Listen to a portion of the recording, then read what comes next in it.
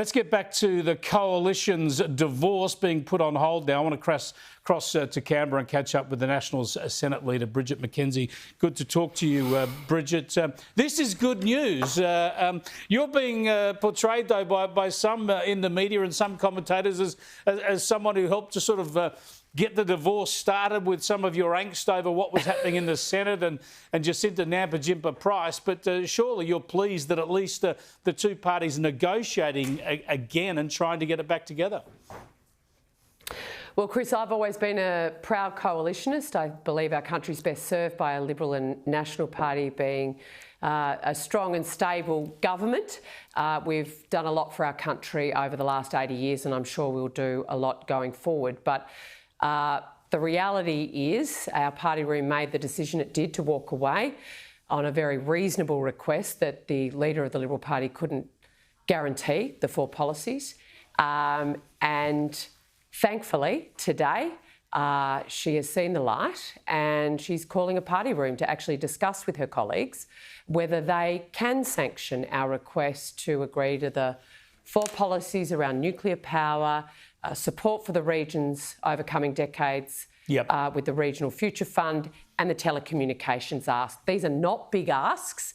They were policies we all agreed on only 3 weeks ago. So we'll wait to hear what the Liberal Party has to say after their meeting. It's a no-brainer to deal with those policy issues quickly, as I've been saying all along. But the other breakthrough today going the other way is apparently David Littleproud has given guarantees about shadow cabinet solidarity.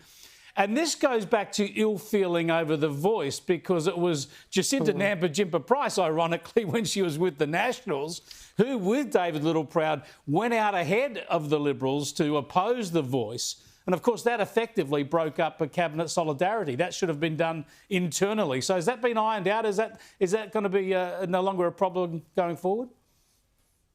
Well, that wasn't the reason we left the coalition, to be very, very clear. And David has clarified today in comments to the media about the voice and about the fact that he thought Susan's request was fair enough. It wasn't something that was put to the National party room.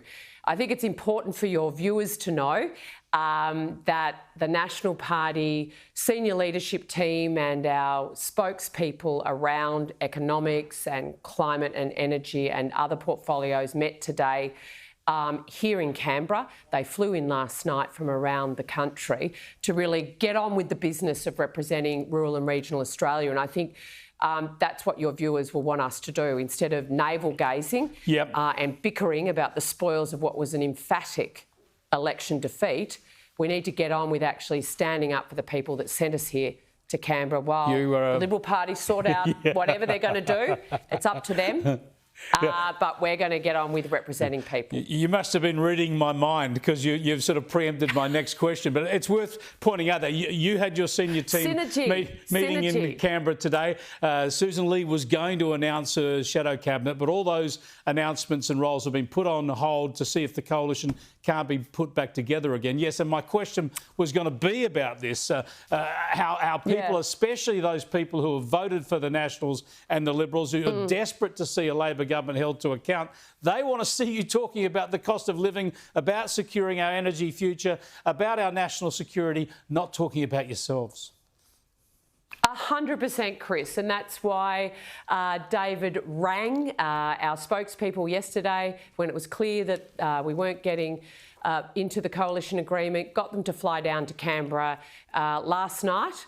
And we had a really productive meeting this morning until Susan Lee texted our leader and asked for a quick meeting. We were getting on with exactly what you're talking about, mapping out an economic agenda, mapping out how we take it up to Labor and address their legislation, any amendments we need to move, etc. So we're excited about getting on with the business of holding Labor to account on behalf of not just regional Australia, but everybody that supports the National Party and our values. And we won't take a backward step in doing that, irrespective of what happens with the coalition agreement. Thanks for joining us, Bridget. Bridget McKenzie there, the Nationals Senate Leader. Hopefully Susan Lee was watching this show last night, because I was staggered to hear from David Littleproud that he and Susan Lee hadn't spoken in 24 hours in some attempt to patch it up. They did, of course, as we all know, this morning, and the deal is now being renegotiated. Let's hope they can bring it home.